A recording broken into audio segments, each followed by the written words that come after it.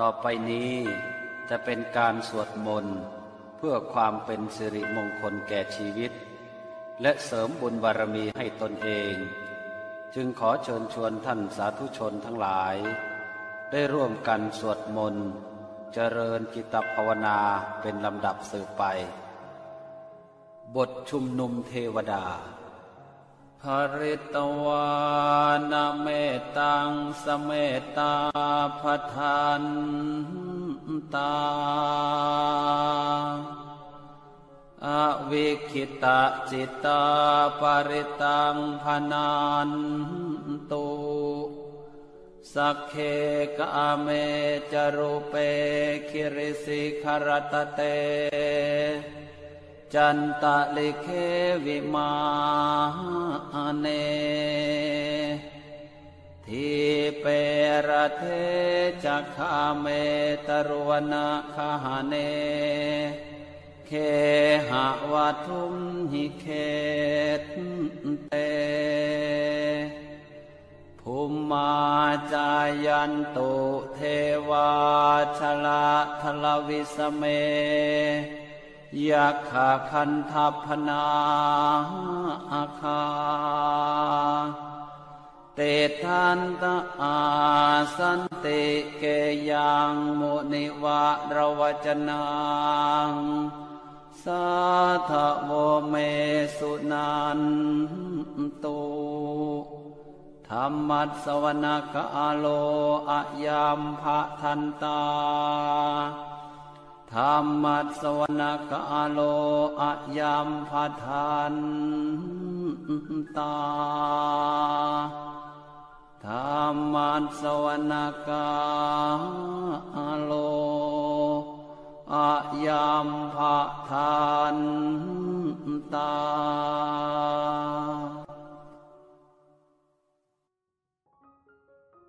บทนมัสการพระพุทธเจ้านะโมตัสสะภะคะวะโตอะระหะโตสัมมาสัมพุทธัสสะนะโมตัสสะภะคะวะโตอะระหะโตสัมมาสัมพุทธัสสะนะโมตัสสะภะคะวะโตอะระหะโตสัมมาสัมพุทธัสสะบทสวดยอดพระกันไตรปิฎกอิติปิโสภะคะวะอะระหังวะตัสโสภะคะวะอิติปิโสภะคะวะสัมมาสัมพุทโธวะตัสโสภะคะวะอิติปิโสภะคะวะเวชาจารณะสัมปันโนวะตัสโสภะคะวะอิติปิโสภะคะวะสุขโตวะตัสโสภะคะวะอิติปิโสภะคะวะโลกวิทูวะตัสโสภะคะวะอะระหันตังสรณังคาฉามิอะระหันตังศิรสานะมามิสัมมาสัมพุทธังสรณังคาฉามิสัมมาสัมพุทธังศิรสานะมามิเวชชาจารณะสัมปันนังสรณังคาฉามิเวชชาจารณะสัมปันนังศิรสานะมามิโสขตังสารนังคาฉามิโสขตังศิรสานะมามิโลกวิทังสารนังคาฉามิโลกวิทังศิรสานะมามิอิติปิโสภะคะวะอนุตตรวะตัสโสภะคะวะอิติปิโสภะคะวะปุริสธรรมสารติวาตัสโสภะคะวะอิติปิโสภะคะวะสั โนสานังวาตาโสภะคะวาอิติปิโสภะคะวาโพธวาตาโสภะคะวาอนุตตรังสารนังคาฉามิอนุตตรังศิรสานมามิปุริสธรรมสารติสารนังคาฉามิปุริสธรรมสารติศิรสานมามิสัทธาเทวมนุสานังสารนังคาฉามิสัทธาเทวมนุสานังศิรสานมามิพุทธังสารนังคาฉามิพุทธังศิรสานมามิอิติปิโสภะคะวาอิติปิโสภะคะวาโรปะคันโทอเนจลักขณปารเมจสัมปันโนอิติปิโสภะคะวาเวทนาขันโทอเนจลักขณปารเมจสัมปันโนอิติปิโสภะคะวาสัญญาขันโทอเนจลักขณปารเมจสัมปันโนอิติปิโสภะคะวาสังขารขันโทอเนจลักขณปารเมจสัมปันโนอิติปิโสภะคะวาเวนญาณขันโทอเนจลักขณปารเมจสัมปันโนอิติปิโสภะคะวาปัทเวธาตุสมาธิญาณสัมปันโนอิติปิโส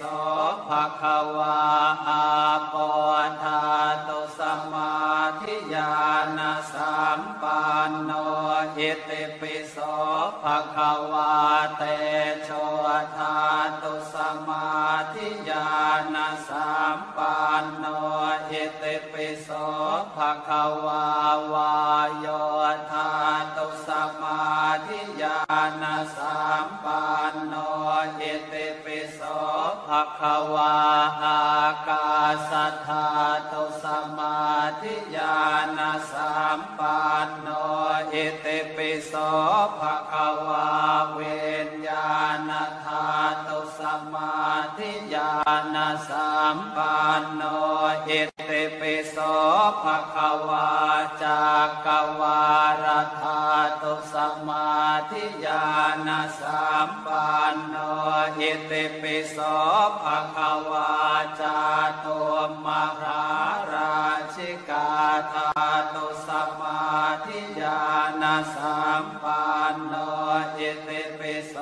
ภะคะวาตาวเตมสาธาตุสมาธิญาณสัมปันโนอิติปิโสภะคะวายามาธาตุสมาธิญาณสัมปันโนอิติปิโสภะคะวาตุสิตาธาตุสมาธิญาณสัมปันโนอิติปิโสภะคะวาเนมานารติธาตุสมาธิญาณสัมปันโนอิติปิโสภะคะวาปารเนมิตวสวันติธาตุสมาธิญาณสัมปันโนอิติปิโสภะคะวากามาวจรธาตุสมาธิญาณสัมปันโนอิติปิโสภะคะวาโรปาวจรธาตุสมาธิญาณสัมปันโนอิติปิโสภะคะวาอโร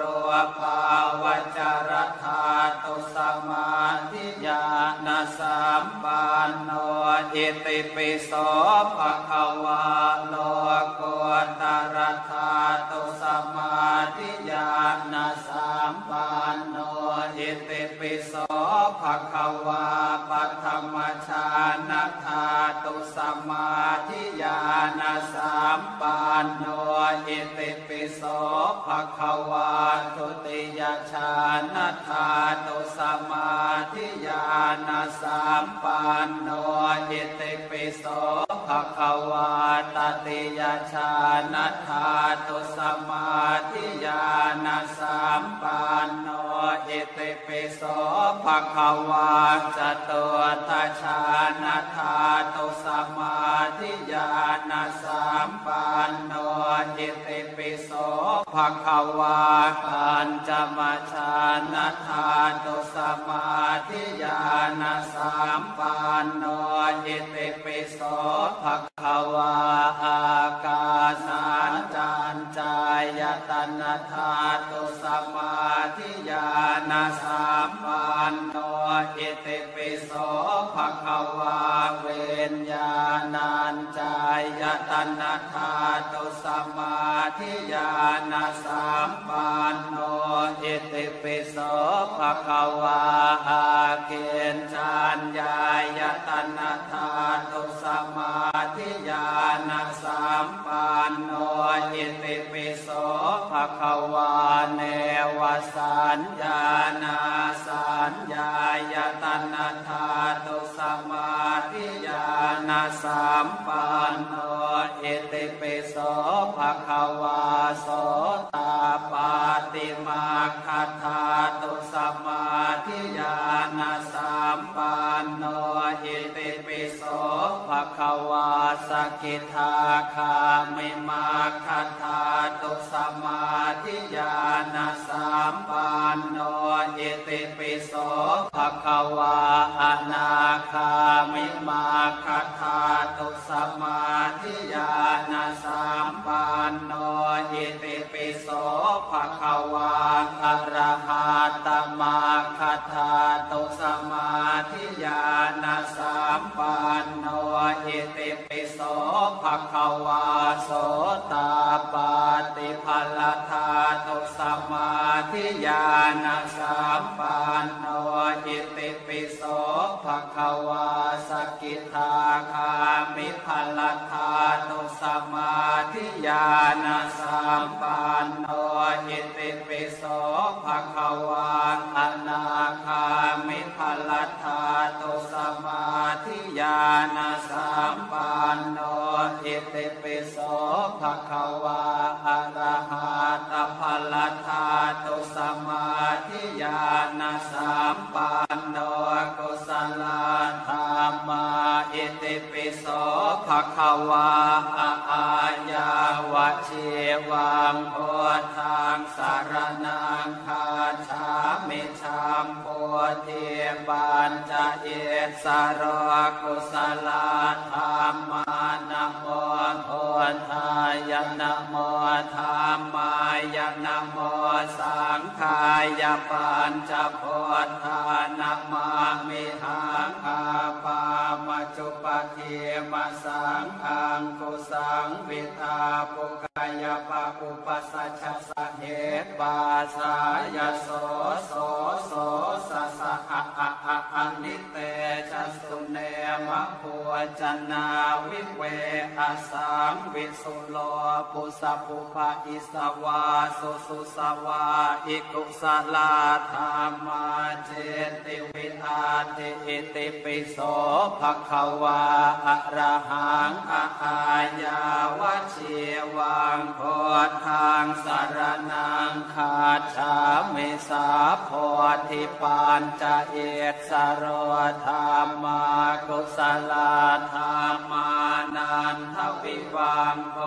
อิติสัมมาสัมพุทโธสุขลาโนยาวะเชวังโพธังสารนังคาฉามิจาโตมหาราชิกาเอสโรกุศลธรรมาอิติเวชชาจารณสัมปันโนอุปยาว เชวังพุทธังสรณังคาฉามิตาวเตงสาเอสโรกุสลาธรรมานันทปัญจสุขโตโลกวิโทมหาเอโอยาวเชวังพุทธังสรณังคาฉามิยามาเอสโรกุสลาธรรมาพระมาสัทธปัญจสัตตสัตตาปารมีอนุตตรยมกขยาวเชวังพุทธังสรณังคาฉามิตุสิตาเอสโรกุสลาธรรมาปุญญปกปุริสธรรมสารถิยาวเชวังพุทธังสรณังคาฉามิเนมานรเตเอสโรกุสลาธรรมาเหตุโกวสัทธาเทวมนุสสานังตถายาวเชวังพุทธังสรณังคาฉามิปรเนมิตวสวัตเตเอสโรกุสลาธรรมาสังขารขันโทโทขังอเนจจังอนัตตาพุทธปัพพยาวเชวังพุทธังสรณังคาฉามิพระมาเอสโรกุสลาธรรมานาทิปัจจยาเวนะปัญจภควตายาวันเนพานังสรณังคาฉามินะโมพุทธัสสะนะโมธัมมัสสะนะโมสังฆัสสะพุทธิลาภกลากรกนาเอเตนะสัจเจนะสุวัติโหนตุหุโลหุโลหุโลสวาหายนะโมพุทธัสสะนะโมธัมมัสสะนะโมสังฆัสสะเวเตเวเตเวเตเมเตเมเตเมเตเจเตเจวาติวาติมยสุสุวัติโหนตุหุโลหุโลหุโลสวาหายะอินทสาวังมหาอินทสาวังพระมสาวังมหาพระมสาวังจักรวาติสาวังมหาจักรวาติสาวังเทวาสาวังมหาเทวาสาวังอิสิสาวังมหาอิสิสาวังมุนีสาวังมหามุนีสาวังสาปุริสสาวังมหาสาปุริสสาวังพุทธสาวังปัจเจกพุทธสาวังอรหันตสาวังสาภเสธิเวชาธารานังสาวังสาภโลกาหิริยานังสาวังเอเตนะสัจเจนะสุวัติโหนตุสาวังคุณังวัชพลังเตชังมิริยังเศรษฐิกามังธรรมังสัจจังเนพานังโมกขังควยหกังทานังศีลังปัญญาเนขังปุญญังภาคยังยะสังตาปังสุขังสิริโรปังจตุเวสติเทสนังเอเตนะสัจเจนะสุวัติโหนตุหุโลหุโลหุโลสวาหายนะโมพุทธัสสะทุกขังอเนจจังอนัตตาโรปขันโทเวทนาขันโทสัญญาขันโทสังขารขันโทเวญญาณขันโทนะโมอิติปิโสภะคะวานะโมธัมมัสสะทุกขังอเนจจังอนัตตาโรปขันโทเวทนาขันโทสัญ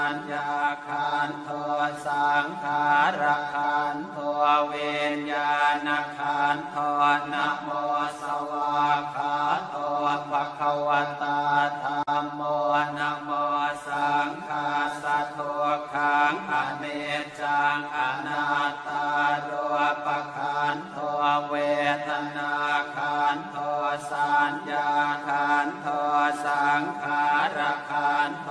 เวิญญาณขันโทนะโมสุปฏิปันโนภะคะวะโตสาวกสังโฆวาหะปะเรตังนะโม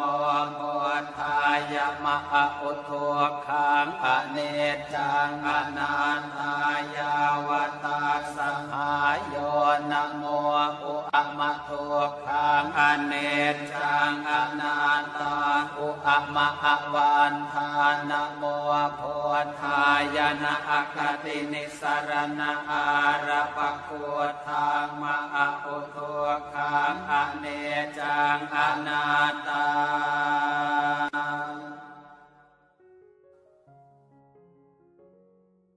บทสวดพระคาถาชินบัญชรชยาสนากตาโพธาเช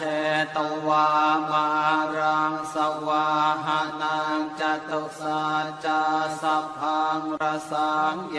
ปิเวงสุนราสภาตันหังกราทโยโพธาอันทเวสตินายกาสัพเพปเตทิตามายหังมาทะเกเตโมเนสราสิเสปเตติโตมายหังโพธธรรมโมทวิโลจเนสังโฆปเตติโตมายหังอุเรสัพพคุณากโรหะทะเยเมอนุโรธโทสาเรปุตโตจะทาคิเนกรทานโยเป็นทิภาคาสมิงโมคันลานโดจวามะเกทาคิเนสวเนมัยหังอาสุงอานันทรามุโรกาสปจมหานามอุภาสงวามโสตะเกเกสันเต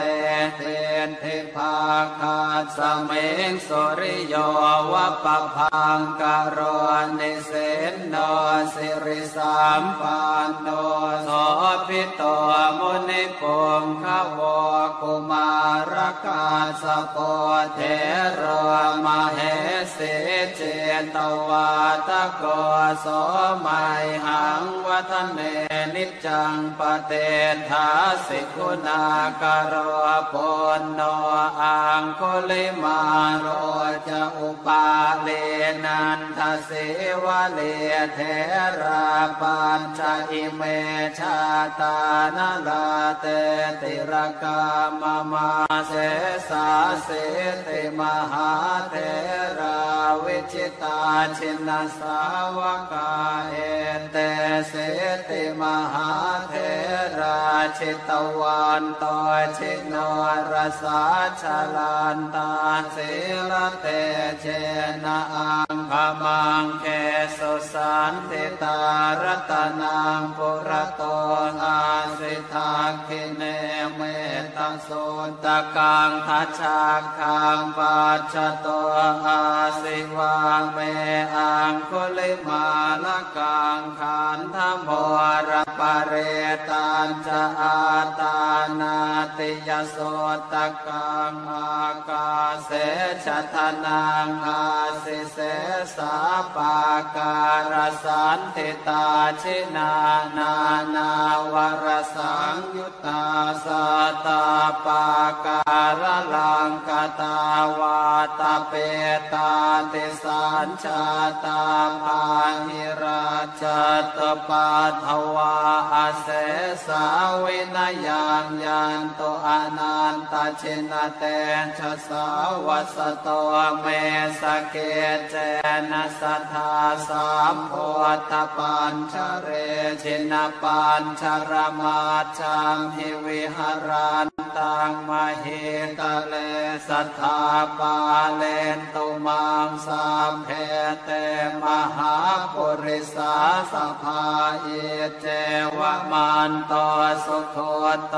สุราโคชินานุภาเวนะจิตุปาทโวธรรมานุภาเวนะจิตาริสังโฆสังฆานุภาเวนะจิตันตรายโยสัทธามานุภาวะปาลิโตจารามิชินปัญชเรติ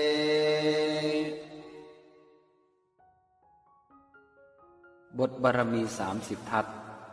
ทานะปารามิสัมปันโนทานะอุปปารามิสัมปันโนทานะปรมาทธาปารามิสัมปันโนเมตตาไมตรีกรุณามุทิตาอุเบกขาปารามิสัมปันโนอิติปิโสภควาศีลปารามิสัมปันโนศีล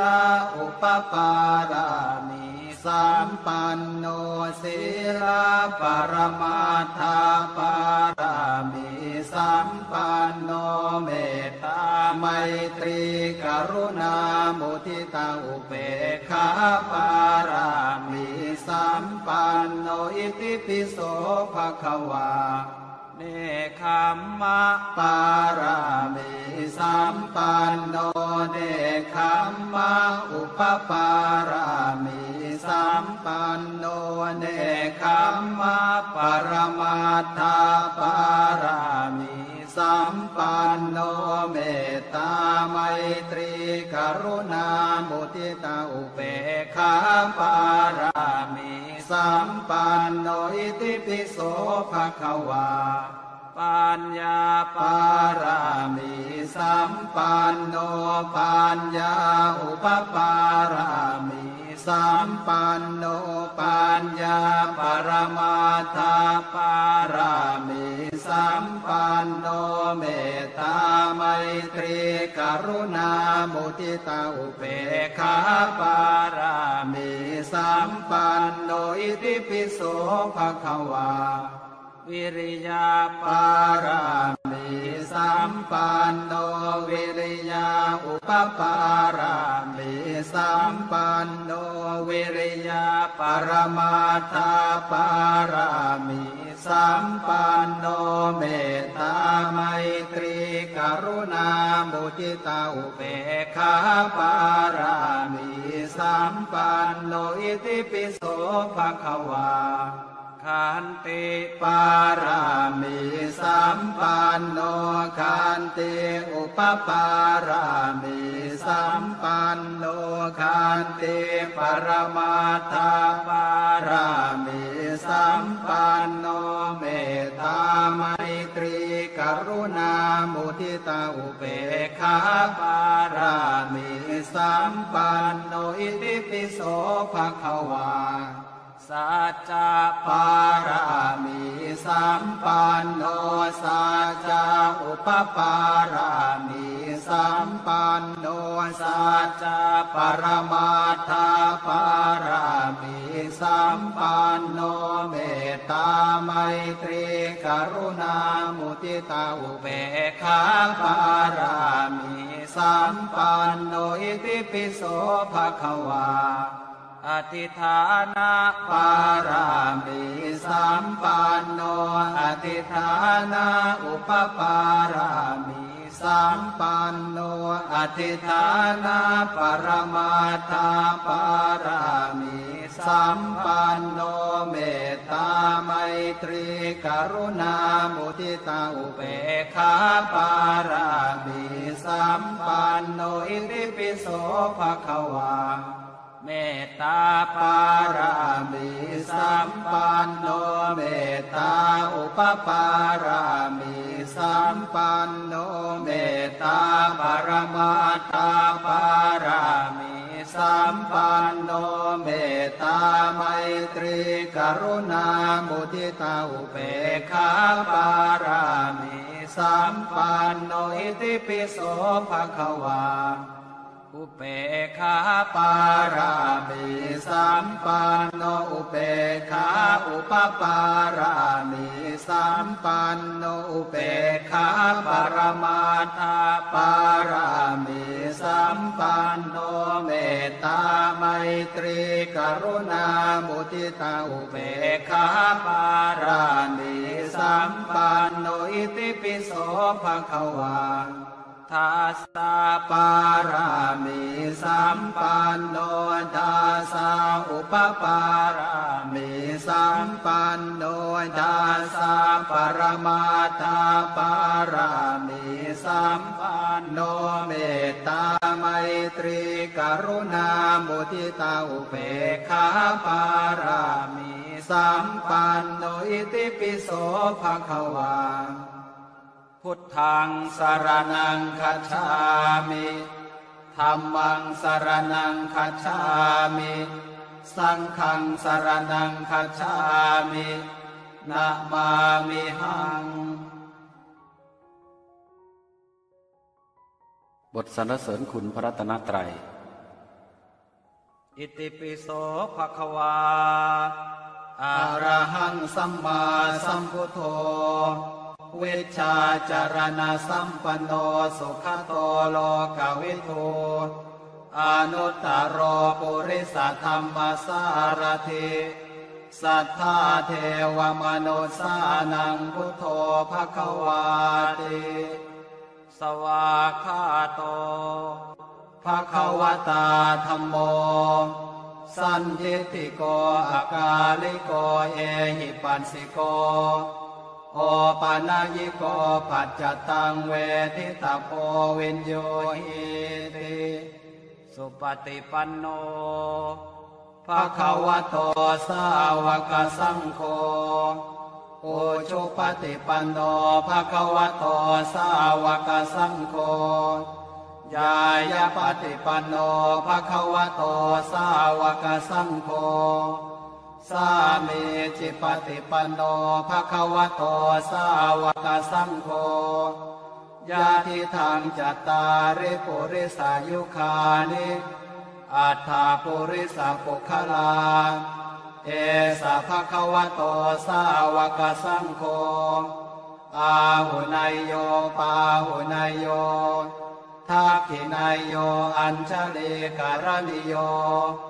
อนุตตรังปุญญาเขตังโลกัสสาติ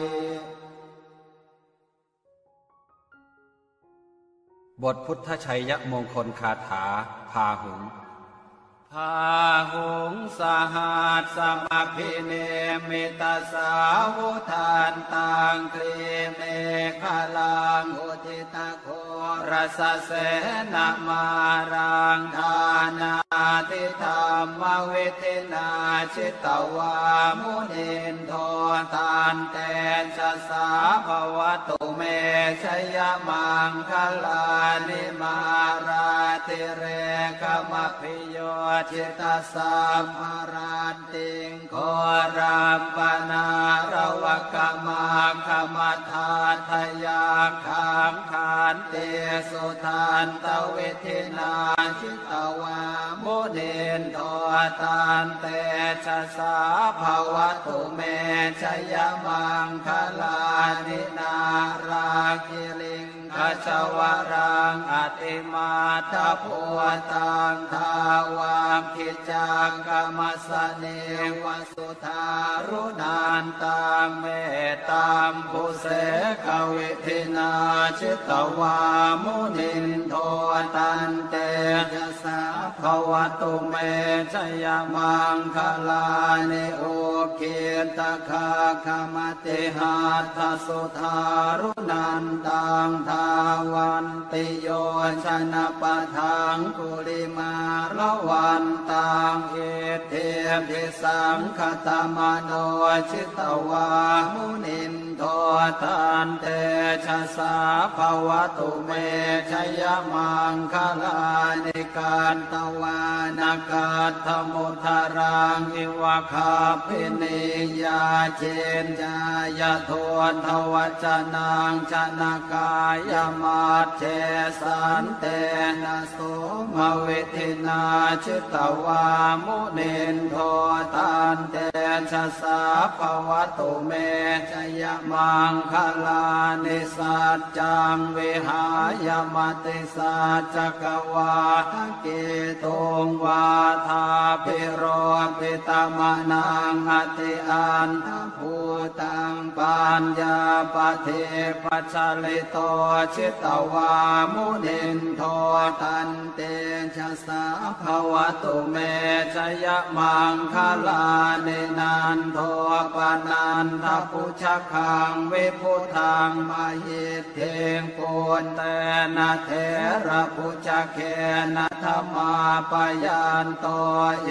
โทปเทสเวทนาชิตวามุนินโทตันเตชะสาภวตุเมชยมังคลานิโทคาหาเทเทปุชเคนะสุทาทหาทังพระมังวิสุทธิจุติเมธิภกาภิธานังญาณาคเทนะเวทนาชิตวามุนินโทตันเตชะสาภวตุเมชยมังคลานิเอตาปิโคตชยมังคลาอัตถคาถาโยวาจโนทินะทิเนสารเตมตันเทหิตวานะเนกเวเวทานิจุปันทวานิโมกขังสุขังอธิคามายนะโรสปัญโย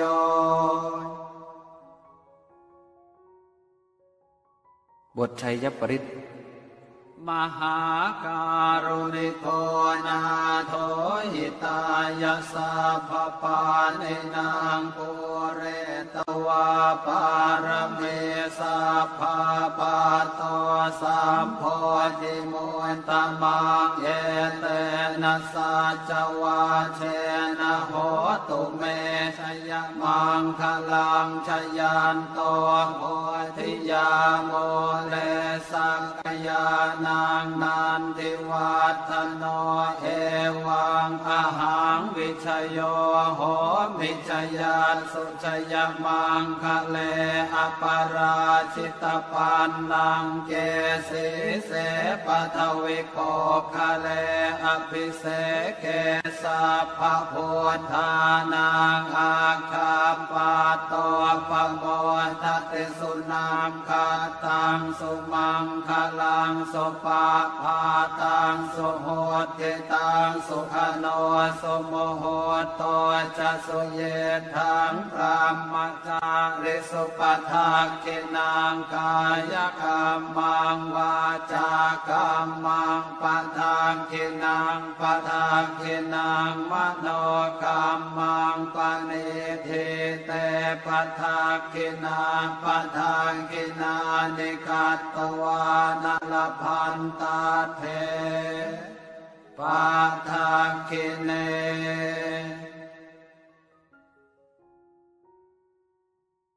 บททรงเทวดากลับเทวสถาน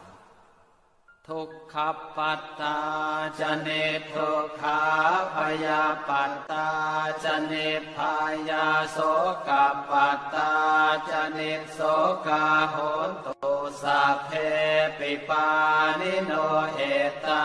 วตาจะอัมเหหิสัมปทังปุญญสัมปทังสัพเพเทวานุโมทันตุสัพพสัมปติสิทธิยาทานังทัทันตุสัทธายสีลังรักขันตุสัพพทาภาวนาภิรตาโหนตุคาชันตุเทวตาคตังส สัพเพพุทธาภลปัตตาปัจเจกานันจะยังพลังอรหันตานันจะเตเชนราคังพันธามิสัพพะโส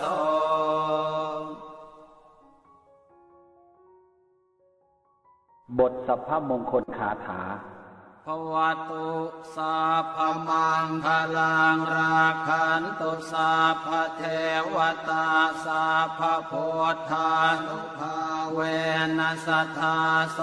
ทิภวันตุเมภวตุสัพพมังคลังราคันตุสัพพเทวตาสัพพธรรมานุภาเวนัสสทธาโสทิภวันตุเมภวตุสัพพมังคลังราคันตุสัพพเทวตาสัพพสังฆานุภาเวนัสสทธาโสทิภวันตุเม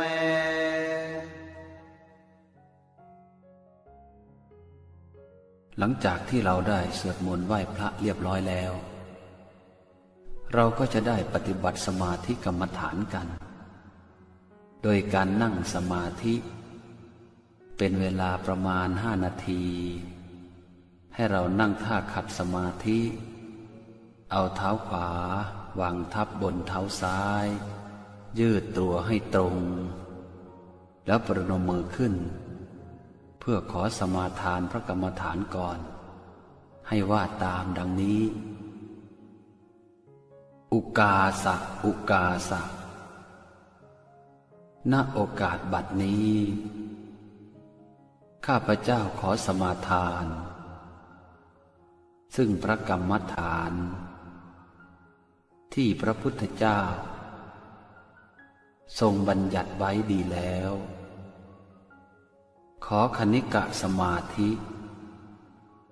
อุปจารสมาธิอัปปนาสมาธิและวิปัสสนาญาณจงบังเกิดมีในขันธสันดานของข้าพเจ้าข้าพเจ้าจะตั้งสติกำหนดไว้ที่ลมหายใจเข้าออกลมหายใจเข้ารู้ลมหายใจออกรู้3 หนและ7 หน100 หนและ1,000 หนด้วยความไม่ประมาทตั้งแต่บัดนี้เป็นต้นไปเถิด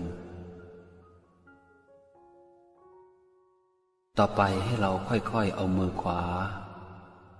วางทับมือซ้ายพยายามยืดกายให้ตรงดำรงสติให้มั่นแล้วค่อยๆหลับตาลงเบาๆหายใจเข้าลึกๆยาวๆแล้วค่อยๆผ่อนลมหายใจออกช้าๆหายใจเข้าก็รู้ว่าหายใจเข้าหายใจออกก็รู้ว่าหายใจออกให้เอาสติไปจับที่ลมหายใจเข้าลมหายใจออกหายใจเข้าภาวนาในใจว่าพุทธหายใจออกภาวนาว่าโธหายใจเข้าพุทธหายใจออกโธพุทโธพุทโธ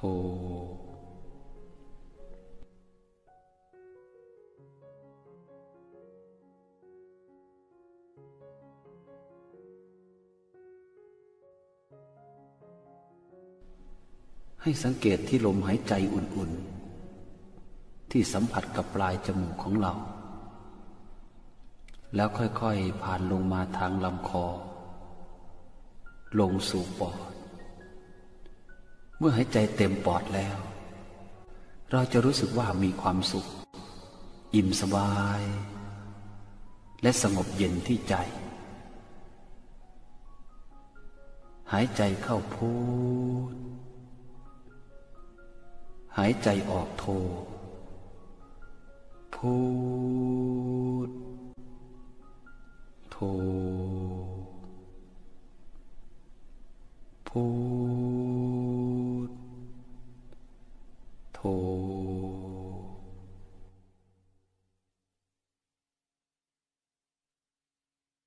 ถ้าเรารู้ว่าเผลอสติไปแล้วเอาจิตไปคิดเรื่องอื่นอยู่ก็ให้รีบดึงสติกลับมาให้มาจับที่ลมหายใจพร้อมกับภาวนาว่ารู้ตัวหนอรู้ตัวหนอและกำหนดลมหายใจเข้าออกพูดโทพูดโท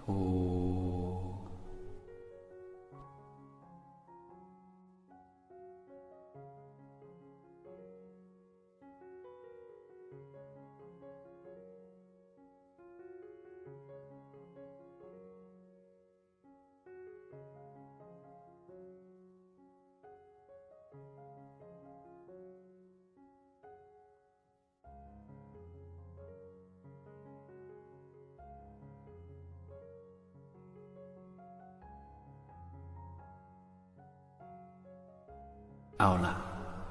ก็พอสมควรแก่เวลาให้ค่อยๆกำหนดรู้ตัวออกจากสมาธิค่อยๆลืมตาขึ้นเบาๆแล้วประนมมือขึ้นแล้วภาวนาในใจว่า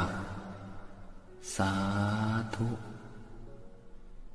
ด้วยอานิสงส์แห่งผลการปฏิบัติสมาธิกรรมฐานนี้ขอความมีสติความสงบสุขแห่งจิตความปล่อยวางจากความยึดมั่นถือมั่นและความหลุดพ้นจากทุกข์ทั้งปวงจงบังเกิดมีแก่ข้าพเจ้าและบุคคลอันเป็นที่รักของข้าพเจ้าด้วยเถิดอนุโมทา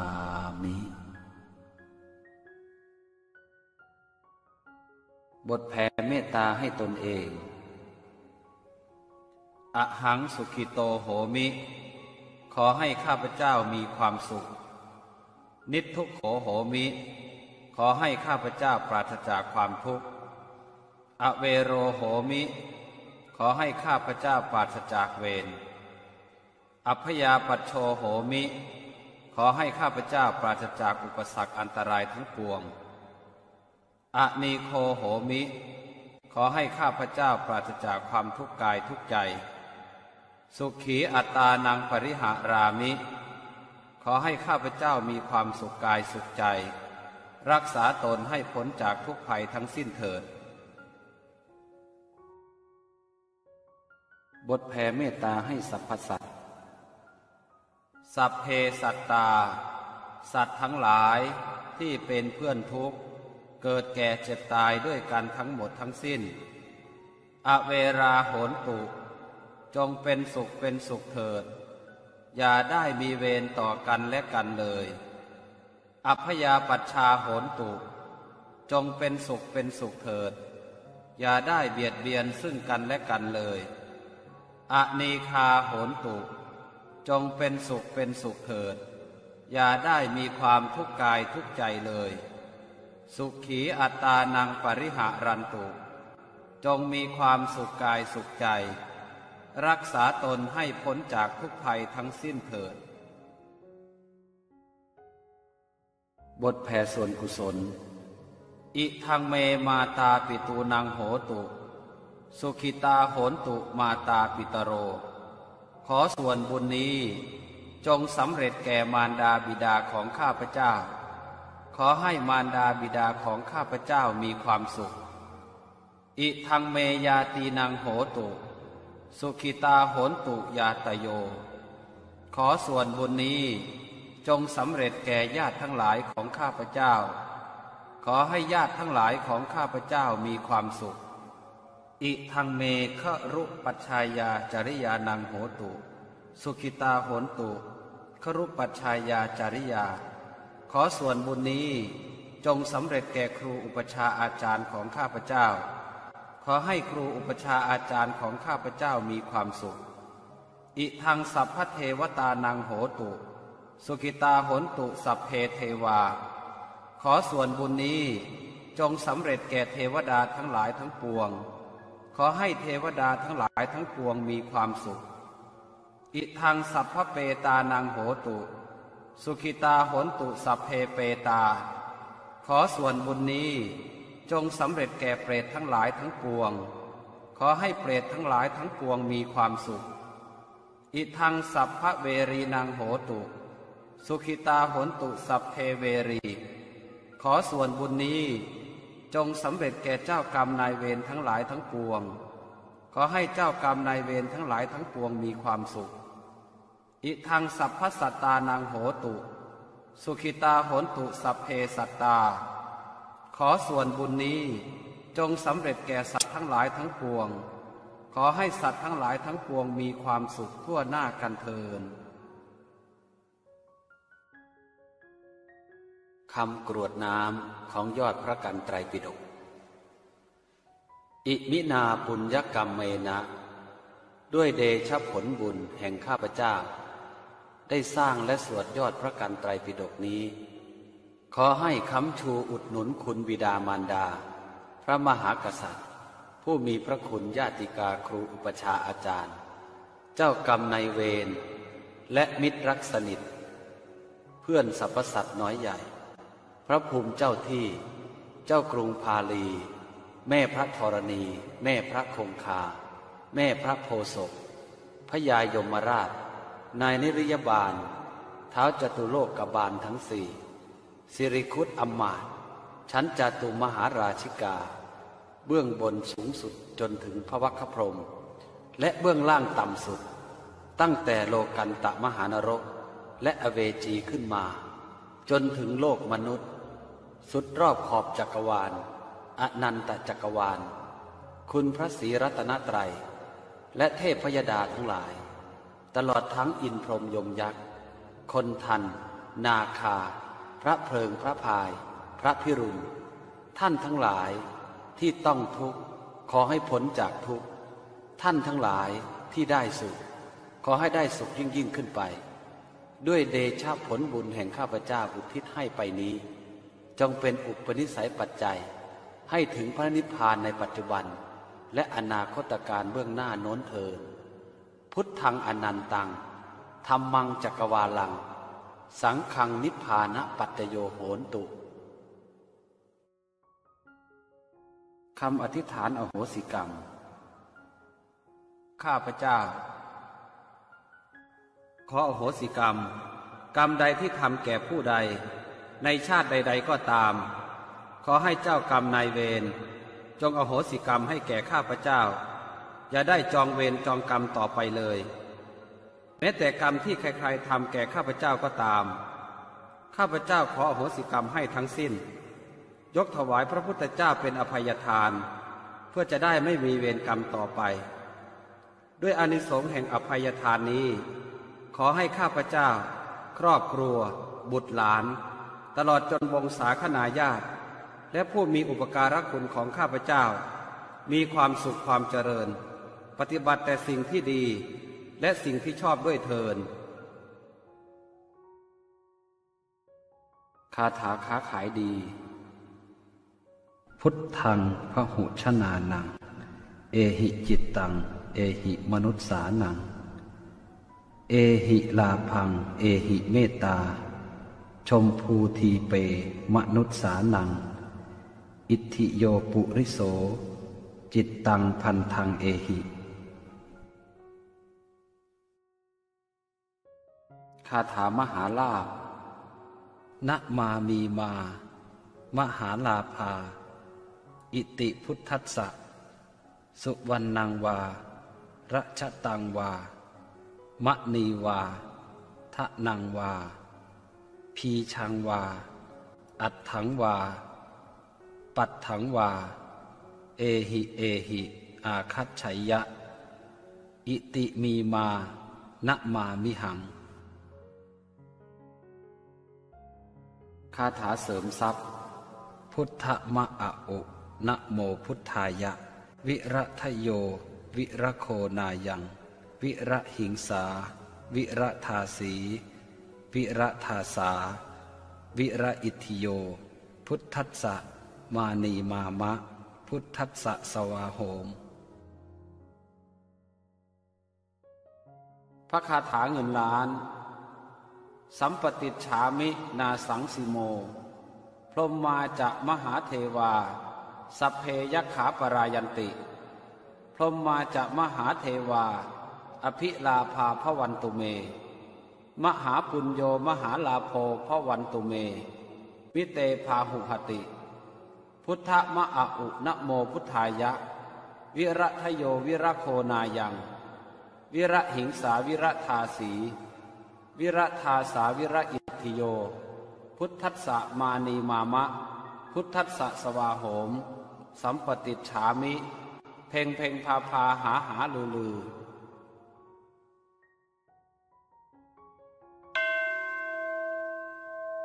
ขออนุโมทนาบุญกับทุกท่านที่ได้สวดมนต์ไหว้พระอยู่เป็นประจำอย่างสม่ำเสมอขออานิสงส์แห่งการสวดมนต์และเจริญภาวนาในครั้งนี้ได้อำนวยผลให้ท่านและครอบครัวตลอดทั้งธุรกิจการงานประสบแต่ความสุขและความเจริญรุ่งเรืองปรารถนาสิ่งหนึ่งประการใด